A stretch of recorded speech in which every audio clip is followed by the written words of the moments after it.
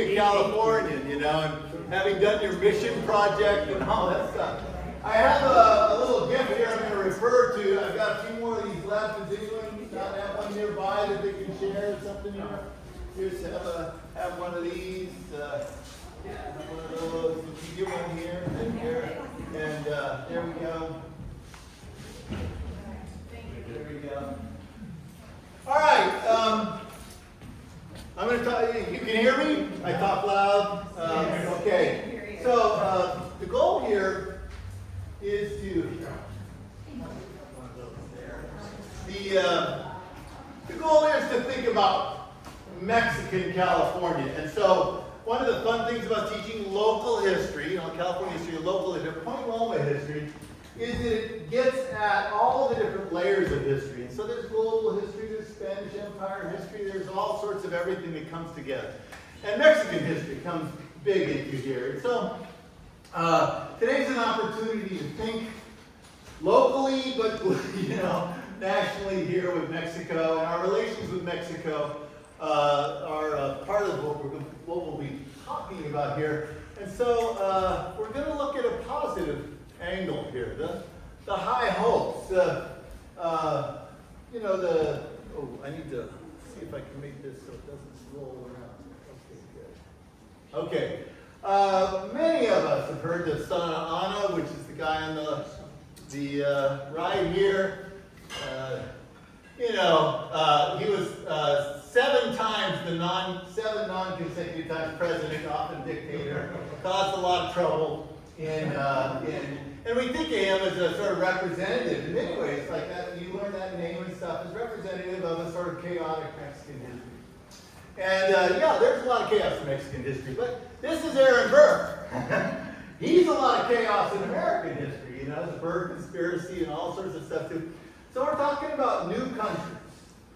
And so there's a certain level of when we give a new country a sort of allowance for being chaotic, but looking for the hopes, looking for, are you accomplishing some of your goals? Are you getting somewhere to make the world a better place? Okay, there's many ways to teach history. And my experience has been that many of my professors and many of the people I've heard and read their books and stuff are overly critical. They look for the problems, and frankly the problems are everywhere, and so you're going to find them if you go looking for them. But the truth is, if you go looking for the hopes, you go looking for the positive, that's always an interesting thing when you find it, because oftentimes it's there. And so to look for the positive, we're going to use what you might call a sort of naive history today. Not critical history, just sort of like let's look for the hopes of what was going on in the 1820s and 30s, especially tied to La Playa Trail, and see and sort of think about this positive thing that Mexico was trying to do. And it was happening here in San Diego. It's a very interesting thing. Now, those of you who know your American history, there's these guys had a revolution over here, and then with Aaron Burr and all sorts of things, there's going to be a lot of contests to take this middle area here. And eventually you're going to get Battle of Alamo and stuff like that. You have a big bunch of controversy down here. And if you teach the history of Mexico City, it's way complex, and it's full of all sorts of chaotic matters and stuff like that. I can point out there's been some great books on all sorts of things that were very hopeful in Mexico City in this late 18th century, on into the early 19th century. And, but we're not doing Mexico City here. We're doing way up here. This is a very isolated place with a very small population. And so what it did was it allowed for things to happen slower. And in happening slower, the hopes and sort of things could be worked out a little bit. And I'm going to give you examples, and we're going to talk about that.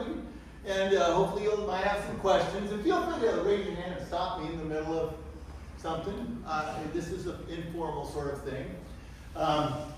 But the isolation of San Diego and this region up here in relationship to a lot of really bad stuff, a lot of chaotic stuff, a lot of horrible stuff is happening all over around here. But over here is an opportunity for Mexico, as earlier true of Spain too, to try and do their hopes, to try and accomplish what their highest goals were. So that's what we're talking about tonight, all right? So this is the thing too that we need to think about is Tijuana here, and especially with this estuary. This was the long-time border. In Spain, they called this Lower California and Alta California. So that Tijuana River had been a sort of cultural border for a long time. But at another level, we were all one. And why were we one? Because the way you get into this place, the way you immigrate, the way you bring supplies, the way you do everything is to that port right there, which is right there. You know, it's so beautiful that right, this is Point Loma, this is us. So we're sitting at the port of a region. And so to think of La Playa Trail not as simply some sort of Rosecrans Boulevard that gets us to the mission or something, but to think of us as the regional supply. We are the place that a lot of good stuff and a lot of things are happening for the whole area. And what came to be called the sort of Californios, which was a name for these isolated people in Alta and Baja California, and they would call themselves the children of the land, the children of the place. We were sort of like isolated. We weren't really, especially after the Spanish started falling apart and before the Mexicans really came in. There was a lot of just sort of, we were isolated, soldiers weren't getting paid and everything, and so we just sort of had to go on our own. And we created a nice place. And La Playa Trail, which was this thing that shoots up this way, and the Playa Trail connected the port to a region. And it was the lifeblood of a region. And so, it's a good way to think of it. Rosecrans Boulevard. If I drive Rosecrans Boulevard, I feel excited, right? You should. It's like deeply historic route, that little flat space that takes you into the old town and then up the Mission Valley. So that's what we're talking about. Now this is the region right here, okay? And the port's here, and it supplies the region. Now there's an anchorage up here at Dana Point, and so that upper, would deal with Dana Point, and the Mission San Luis Rey, which is right up in there, sort of halfway between, and it would go both ways. But this was the much better port. And so most activities, most of all of the development of this whole region was tied to here, and the development would go up the rivers, and there you would encounter the Indians, you would do all sorts of stuff. And so I want to point out, 1795, this does, under the Spanish, this was the first sort of development project, was to send a guy up the San Diego River, this Grijalva. He gets up here, and then he comes down the San Luis Rey River up here.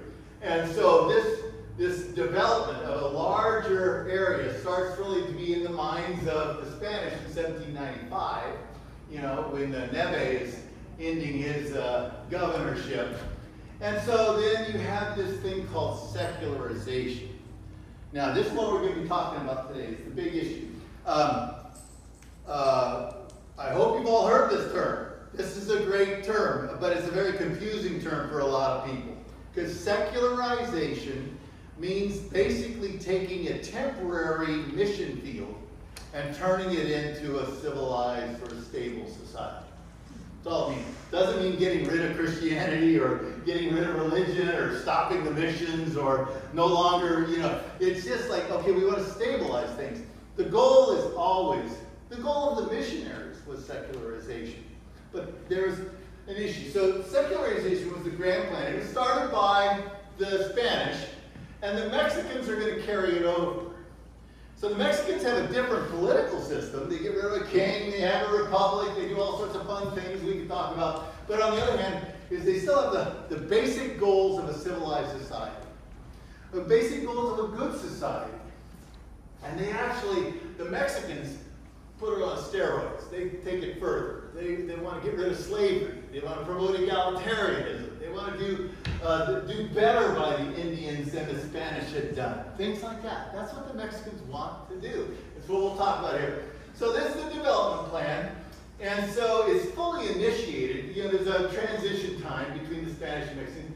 But by 1826, that's when Governor Echeandía gets here and starts to implement a plan, which is ultimately we need to create a good society under Mexican government. And he is designated to come here. Now, we're going to talk about, and I handed out these handouts, for March of 1835, when Dana gets here. And Dana gets to sort of see and give us a picture of this good society that's being created.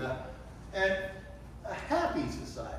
Now, we don't think of happiness as everybody having a hot tub. Happiness is a type of contentment, a type of like, you know, what the Declaration of Independence says. We have the right to pursue happiness. We have the right to pursue a life in which we are stabilized and content. And so, this idea of a happy place, and we'll talk about this when we get there. But we want to think in terms of the port here and this La Playa Trail, which is right there, as supplying, and sort of, you know, Governor Echeandía arrives here and then comes out, and his job is to sort of carry on and create a society. Now, we can talk about all of California, and it's a hard place because North and Southern California are hard to sort of unite. But we're talking mainly this time about Southern California and the region which between us and the San Luis Rey River. That's what La Playa Trail really was about, was the area below the San Luis Rey River and, you know, this area. Any questions? Any comments on that? Okay, let's go on. Let's go on. We don't want to go too long here. Yes? How are you spelling the governor's name? What is that? Echeandía. Okay, I'll give it to you. There he is. Boy, is he a good-looking guy.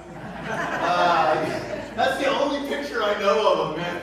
That's the problem if you have one grumpy picture, you know? It sticks with you the rest of your life here. But that's Echeandía. But let's before we get to Echeandía, let's first of all step back and talk about Mexican goals. And, you know, Mexico created the United States of Mexico, you know, ways to translate that. But in 1824, they went through sort of chaos, but they came out in 1824 creating something that modeled and they hoped to make better than the United States of America.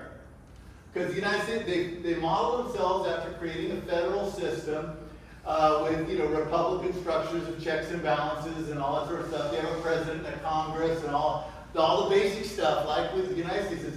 But they want to go further. They want to get rid of slavery. They want to promote more egalitarianism. They want to do better by the Indians. And that's what we talked about. So they have this Diputación in California, which is 7 members. And this is sort of an issue that affects us a bit. But basically, there's 4 presidio towns and 3 pueblos. And this is, so that a representative from each of those makes up the 7. And that becomes the Diputación. And then, because we're a territory, we're not a state, we're a territory, like Puerto Rico is a territory or something. The governor is sent, the jefe politico, the governor is sent by Mexico. And so we're going to focus a little bit on these Mexican governors.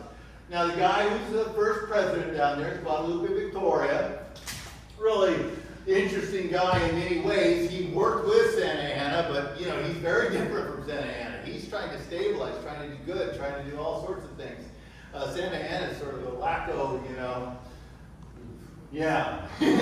Now, so the first governor is a local guy, Arguello, but then Echeandía comes. And so we're going to look at Echeandía and Figueroa primarily, these 2 very competent, good-minded, far-sighted governors. We might do a little bit with Alvarado. But we had good leadership. Now, Governor Echeandía comes in. Now, you read textbooks, and I watched, I've sat in on lectures and stuff. Echeandía's sent from a chaotic situation, a brand new government that's having struggles, and he comes into California.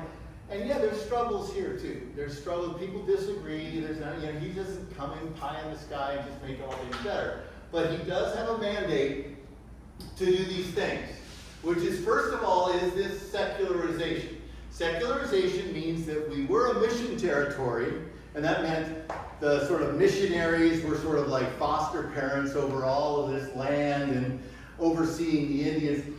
Now what we have to do is we have to, and he used the term emancipation, he did it in Spanish, but emancipation of Indians. But the question always was, and this was the big debate at the time, was how fast can we do this? Because that's the issue of a public policy. How fast can we make things better for the Indians? And then this republicanization. We want to make this society no longer built around hierarchies of padres and stuff like that, but to make it between the governor and the Diputación. We want to set up all these, the Diputación out of these pueblos and expand the number of pueblos. We also need to establish schools. If we're going to be a republic, have voting, got to have schools. And this is where they fail the most. It's really hard. They would set up schools, but then the teacher would come for 3 months and leaves. It's just like they just had a hard time setting up schools. And so I'll talk about like at the end of our period today, they finally do create a stable school, but then the United States comes in and wipes it out. So the thing is, and then they went to a political system of ranchos, and we'll talk about this. Ranchos are a dangerous system of government, and they recognize this. It's not a republic. It's where you give a bunch of land. It's like plantations in Virginia. You give a bunch of land to a family, and they're far away. They don't have, like a pueblo has, peer pressures and stuff within there's a school and a church and a society. Ranchos don't have all those sort of peer pressures to be good. And so you really need to give land to good people. And so that's going to be a problem. But I'll show you how they hope to do that. They want to do that. And then there's colonization coming in. There's just the beginnings of folks coming, these mountain men coming from Wyoming and stuff down into California. There's people like Richard Henry Dana showing on the coast. And so you want to be able to control that colonization, these people coming in. And so these are the goals. And so what we want to just see is that these are not, Echeandía is not coming out looking for make money. He's not looking for gold. He's not looking for power. He is trying to do his job, which is to make things better. Yes? Well, I was just going to ask that. This is pre-gold rush. They have no idea. And in fact, everybody knows at this point there's no economy here. Now, the hide and tallow trade will develop. And that's going to be what Dana comes out for and stuff. But that takes a while, and it starts to develop, and that's going to support the ranchos getting bigger, and that's going to actually be a problem in the long run. Money's always the root of evil, right? So greedy people will become great grabbers of land and stuff. But under Echeandía, the goal isn't that. He doesn't really have an economy yet fully developed. It's like we need to organize this so that we can create something that's going to work. Yes? This is just a small question, but like, where are these government leaders living? Like in Old Town, or where is the government buildings? Yeah, Echeandía lives in Old Town. Can you repeat The question is, where do they live? And you're actually supposed to live in Monterey. Monterey is the capital officially. Echeandía didn't want to live there. I guess he didn't like the fog, or what? I don't know. I love Monterey. But the thing is that he didn't want it, so there was a problem, and that was one of these northern-southern things where he lived here in San Diego, didn't live in Monterey. But he moves around a bit. Okay, let me move on here, just keep things going. This is Jose Figueroa, we'll talk about him. He comes 1833. Sadly, he dies in 1835.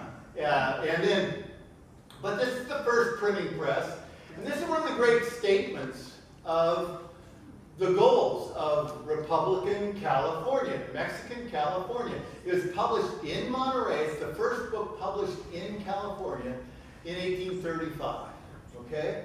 And in this book, what he's primarily trying to do is this guy Hihar is bringing in colonists, so he's trying to direct the colonization so that it doesn't cause trouble, but he's also very clearly trying to work with the Indians. The Indians deserve the land.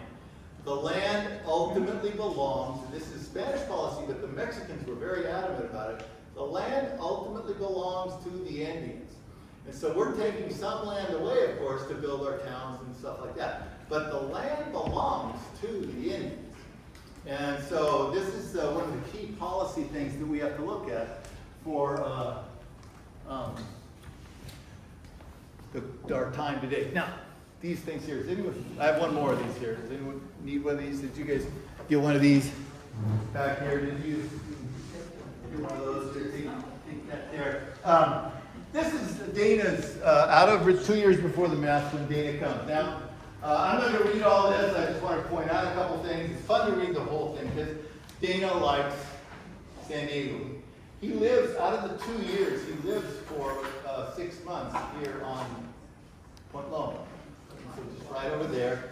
And I wanted to, get us started here talking about, he arrives right after, right before actually, in the last year of Figueroa, and then the wedding in Santa Barbara happens right after Figueroa dies.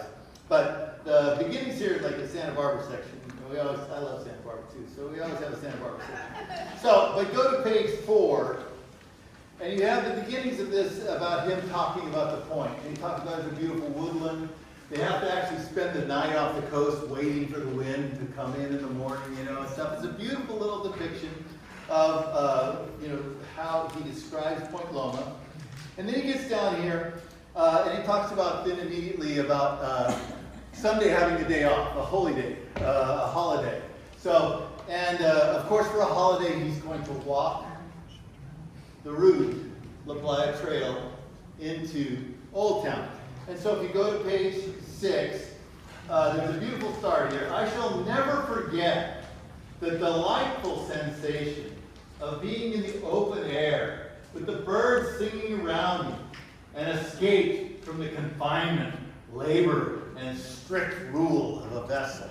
He's gotten off the vessel and he's walking down with his buddies along what is now Rosecrans Boulevard, the Rosecrans Street. And he's talking about how delightful it is and how, it talks about liberty. He feels freedom. He feels liberty.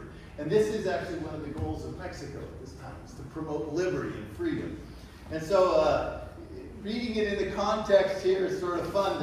We live right here. We see this place. But then tonight, we're sort of looking at just the Mexican side of this. He goes out to the Old Town, and then he gets the horses that then carry him out first up to the top of the hill to the Presidio. He makes fun of the Presidio, and this has always been the thing. It's like, oh, Mexico's falling apart, the Presidio's falling apart. Well, Mexico has been developing a new fort down here on Ballast Point, and there's things going on that this does not, it does not mean Mexico's falling apart. And then he talks about how he goes out to the mission. And he meets an administrator, what he calls a major domo, a maitre d' at the mission. And that's secularization. You see the missions are being secularized. He also meets a priest. And the priest is a Franciscan, but he's a Franciscan of a different order than Father Serra. They've transitioned Franciscans.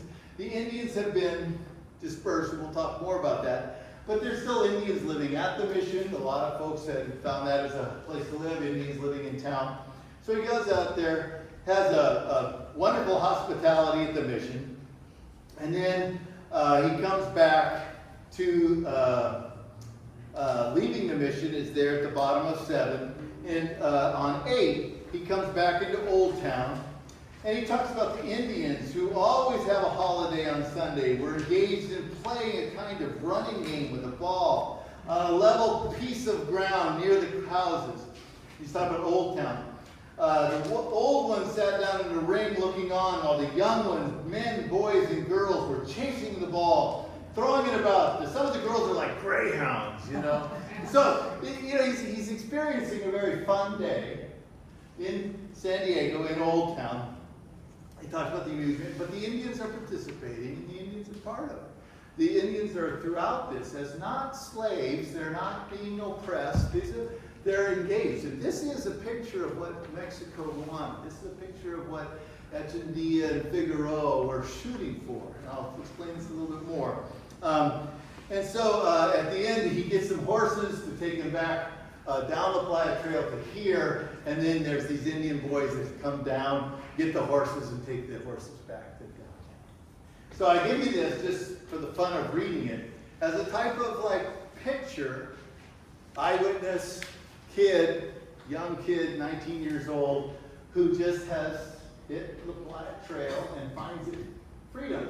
And he finds it a happy society, a good place, where everyone is getting along. The mission, the Presidio, the Old Town, all of it. So, let's go on here real quick. All right, so that's Dana there. And this is the hidehouses here below, and that's Point Loma. So, yes? I have a question about for this station. Trees going on Point Loma, they were cut down by the white man. Yeah. You know, we should have trees that are old here. Yeah. Well, and he talks about in there also that there's only those little scrubby trees. They're not anything decent. And he talks about like these guys out there getting lobster off of Shelter Island and stuff like that. All right, so I want to be quick here, so then we can talk about it. This is the statement of the goals primarily coming out of Mexico. Okay, 1824 is the new Constitution. 1825, this is a junta, a group working under the new president, Guadalupe Victoria. Is dated at right after the Constitution had been signed, and they set the goals. And it's we don't need to go through the whole thing. My students have to read it, not you. But it's a plan of administration of the missions. This is secularization, regulation for the colonization. This is what I told you about. They got to deal with foreigners. How are we going to manage people coming to California? And then more on colonization there. But this is a line in it. And it goes actually relatively extensively like this. But neither should it be forgotten that while California heathen, the Indians, have not known the law of ownership of real property, according to the principles of the laws of nations, and this is they're actually getting out of Spanish background, they cannot for this reason be denied the right they have to the soil on which they were born, and should be under first and inescapable rules of civilization. So we want to civilize them, and that's often thought of as a dangerous word today, but it's basically, in their minds, it's like we want to create towns, we want to create happiness, we want to create a living, working situation with these colonists coming in and us up there. And so these Indians are primary owners of the property. That's coming out of the government in Mexico, right? And so you have a lot of stories in San Diego, and they're good stories. You have bad stories too, of course. But this is Apollinaria Lorenzana. She had been a orphan in Mexico under the Spanish. Spanish had brought her up here, and she went to work in the missions. It was this woman who became mostly a head of girls' education in the missions. She would teach them prayers, teach them reading and writing if they wanted to, teach them all sorts of skills and stuff. But then also, she was in charge of their health, feminine hygiene, all sorts of stuff. And so she lived here a long time in San Diego, and she lives at the mission. And then they gave her, with secularization, this thing that we're talking about today, what do? You give her a rancho. Because she's a good woman. She's going to look after the Indians. She's not greedy. She's not, So they gave her these two pieces of property with the secularization. Because this is all technically mission land. And so what's up there, what's the Hamacha, and then where's the Sequan Reservation is, these were two ranchos created. And where she would, she lived a life of helping the Indians and working with the Indians. And so she was given ranchos. Indians got ranchos too. Up in, like the one across from, on San Luis Rey Mission, there's across from it, there's a county park. Wahami. That was an Indian, a couple, an Indian couple, an Indian family at the mission there in San Luis Rey who were in secularization given a rancho. So these were the best kinds of ranchos, is where we give land to families that we see are stable, see are going to do fine, see are not going to be oppressing the Indians, things like that. Now, Pio Pico and other people come in and they are going to want to oppress the Indians. But so it's going to, bad things are going to happen. But the initial goal was not to have that happen. So that's not her, but I like the picture there. This is Apollinaria Lorenzana. It's a good name to remember. You can look her up, and there's been some PBS specials and stuff on her. She was eventually also got a lot of what is now El Cajon, and but sadly, with the American takeover that starts to happen in the 40s, she lost the land. She lost her ranches. Any questions about Apollon? Hey, Rick. Yeah. The very interesting about that guy that called himself Guadalupe Victoria. Yeah. Pretty interesting because he took that name like a hope or something. Yeah. Like the Blessed Virgin Triumphant. His name was like Juan Hernandez or something. That's pretty interesting. It is. It goes at what is a deep aspect of the Republic that we're not talking about tonight, which is the integration of church and state. They don't have the separation of church and state. So the Virgin Guadalupe was the great Western missionary of hope. She had come to Mexico City. She was, so to name yourself after, the victorious Virgin Mary was to be like a good guy. Pretty shrewd Politico. Right, it's true. Okay, it's true, but at the same time, everything, he is not going to try and just be a power monger. He's not going to grab money. He does believe very strongly that he needs to help create good government. He's like their George Washington. He's not George Washington, but he is. He's along those lines. Yes. But there wasn't an understanding of the Indian culture. How do the Indians accept this whole idea? Yeah. The vast number of Indians don't, and I'll talk about that right now. There's a moderate. Let's go here. Instead, this is especially under Figueroa finally gets this point, is the creation of Indian pueblos where they get to control a whole pueblo themselves. They used to have the whole I mean, that was, Right. they went from sea to mountains, depending on the season. Yeah, the idea of them just wandering around doing things is sort of like, yeah. Done.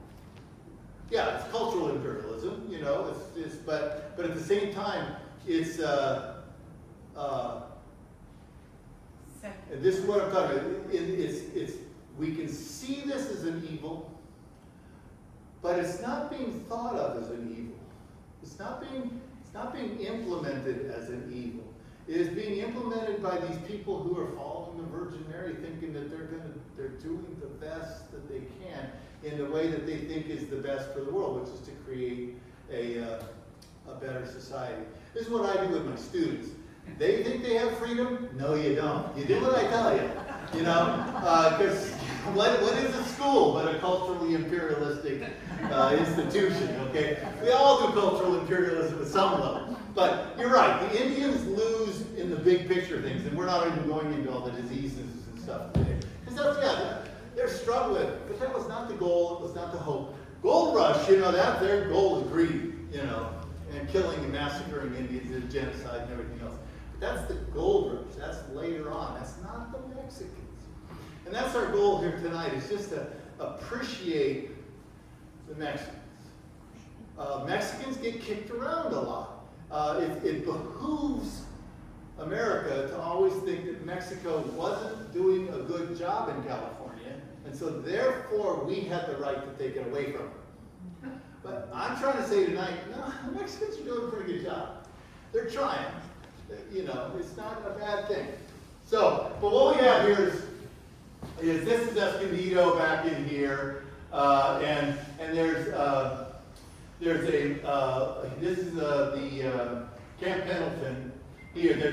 There's a very flourishing Indian pueblo here where the Indians are completely in control of their own pueblo, and they elect their own government and all that stuff. There where Del Mar, the fairgrounds is, up that river there was another Indian pueblo, which Indians had complete control over. Those two lost out very quick because of Pio Pico, but this one in San Pascual lasted on into the American period. That's right next to the wild animal park by where the zoo is. And there's very fascinating stories about how Indians that were not part of the missions but came in and bought into the Pueblo project. We could be a Pueblo, and then saw this as a way that they could continue to have power on into the American period when the American takeover happened. However, they lost them. Okay. But the Mexicans completely supported. Mexicans created these and supported them, sent out helpers and all sorts of stuff. And this is around 1835. This is the same time that Dana is here in town. Yes? Good question. Did the Indians have an option to choose where they may live? Yeah. Or, Yeah, they had now, a junior high Indian doesn't have options, right? Dad and mom tell them what to do. And that causes trouble, just like it always does through all societies. So not everybody has complete freedom. But on the other hand, it's like there's a lot of freedom out there. A lot of Indians came down to the ports and were working the La Playa Trail. And those Indians, those often were treated the worst. Was the Indians along in the ports. But like the Indians who still live out at the missions, I mean, the missions are just there, but they still have the kitchens and the stuff and the fields to get. And so there's like Dana presents it, it's a fairly, functioning society. If you want to, like if we go back to this, Apollinaria was given what is now the Sequan Reservation, right? And so that has to be given back to the Sequan, and it is. But in an interesting way, there was no intended oppression of the Sequan at that point. Oh, I got to keep going here, quick here, so we don't go through it. This is a famous story, right? Your island and the Blue Dolphins, and this is where the islands all get depopulated, mostly before the Mexicans take over. And but there's an interesting story behind the otter trade, which is the sort of ecological disaster that's happening out here in these islands and stuff. Is that there's this guy, and we're running off the thing here, but his name is Alan Light. He showed up in 1835. He seems to have been off of the Pilgrim. That's what some people said. That's what he thought. So he was one of these guys who came on the boat that Dana was on. But then he quit and he joined a licensed company because the Mexicans are trying to license the otter trade. Trying to control the smuggling, trying to control who's killing. And the whole story of the island of Blue Dolphins is because the Russians come down with the Aleut Indians and and destabilize the whole San Nicolas Island, and they eventually the Mexicans have to come out to try and help these Indians here because the Russians have come down with the Aleuts. So that's what this book's about. But in the midst of this is we got to control these Russians, and so Alan Light comes down. Now Alan is he's naturalized a Mexican citizen, but he's a black guy from Philadelphia. He had gained his freedom papers in Philadelphia and come out here. We actually discovered these freedom papers up in Old Town. because they're tearing out these walls that he had hidden because they're very valuable to him. And so he had come down here as a black guy, and he gets appointed by Alvarado, the commissioner, to try and control the smuggling and the otter trade. And he actually has a commission, a written up commission from the Mexican government as an office. He's an officer of government. He's a black guy. See, this is the Mexican Constitution doesn't recognize racial slavery. It doesn't. It wants the Indians to be protected. It does not want oppression. Wants egalitarianism.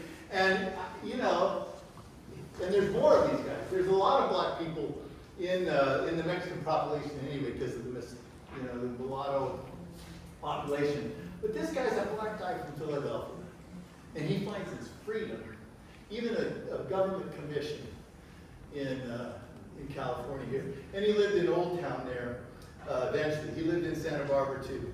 So to close off, there's us, right? And this is this wonderful piece of land, and it's just so geographically powerful. But this was a port. And if we think of this little spot as part of something much bigger, and especially how this little La Playa trail was fed out into it, then, driving up and down Rosecrans is a pretty fun thing. I will point out that there was this college. This was probably the high point of the whole system. When they did create a college, they were going to unify education up near Salinas. And this is it. But you see, it's 6 Indians going to the college. See, this was a college. This was a school which everybody's going. This was no girls. I'm sorry, but there's Indians and Mexicans are going to school together. You see, and that's like what's not happening in America at this time, not in the 1830s, And so this is a sort of big picture of all their goals, and stuff. But I'd like to just close with this. This is the president of Mexico, and a very interesting person. And Mexico has had some very, especially recently, some very interesting presidents and trying to do good. And we as a country have treated Mexico pretty badly, and it has always behooved us to sort of undermine the Mexican story of their own government and their own goodness. And so it's good for us to, when you drive up and down Rosecrans, to just think Mexicans weren't doing so bad. Right? All right, that's the end of it.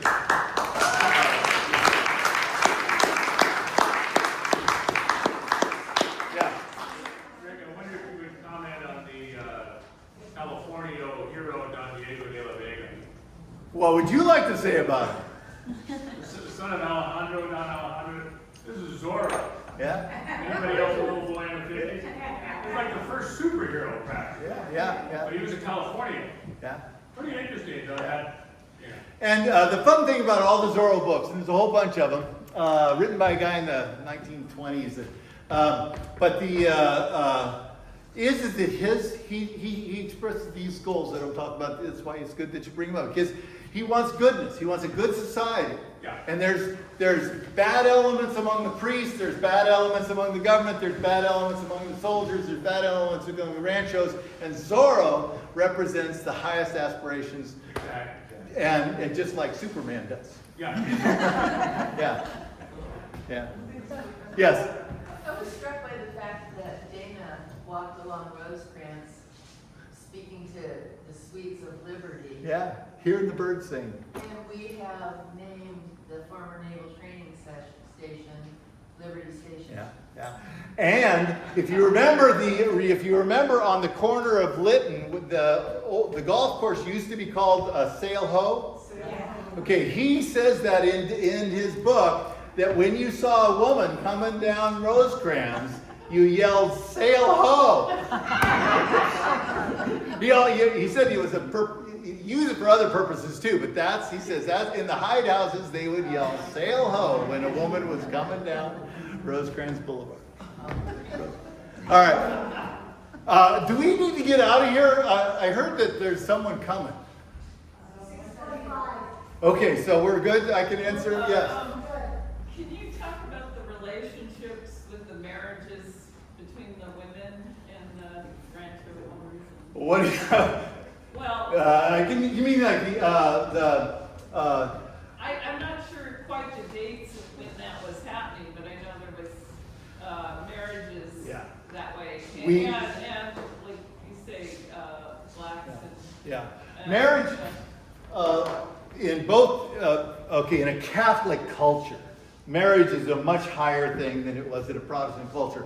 And in Catholic culture, it's tied to their ideas of civilization, in the sense that marriage is the way to build a good society. And so they allowed a lot of interracial marriage. They encouraged soldiers to marry Indians, and they encouraged Indians to marry, of course, and to control marriage. I mean, they had some laws and stuff like that. So marriage is a big, big deal as a foundation for everything we've been talking about here. The good society is a town like Old Town, where you have a school and you have a church, people are married, and people have these family responsibilities where they look out for each other. It was thought to be the sort of foundation of goodness in a society. Protestantism, to a certain extent, but a lot of our culture today has a great honoring of individualism in the sense of even not being married. That is not 17th, 18th century, especially it's very much not in the sort of standard Aristotelian classical ideas of civilization. Civilization worries about people who are not married. And then with that, though, is the promotion that marriage is going to be where you marry opposites or interracial, or and then you have a new generation that's going to come back and transcend the problems of the earlier generation. And that's Shakespeare's Romeo and Juliet. Can I ask one? Yeah. Pueblo land, because I know like the land that Collier had, that he made into parks, that there was some covenants on some of these lands, Yeah. they were for the public, Yeah. and over time that's been eroded, but can you explain Pueblo land? Only to the extent that the Pueblo lands that I'm talking about in this class are, they would designate people have a town lot and a farm lot outside of them, and those were fairly well deeded, documented. And so a lot of folks that went on into the American period got to keep those Pueblo lands. On the other hand, if there was sort of like a loose structure of just sort of saying, this land was a park or something like that, that stuff often doesn't come through. And people who are greedy, really took advantage of the lack of real careful deeds and stuff at this time. Yeah. There were 16 residents in San Diego County. You mean the Indian or what?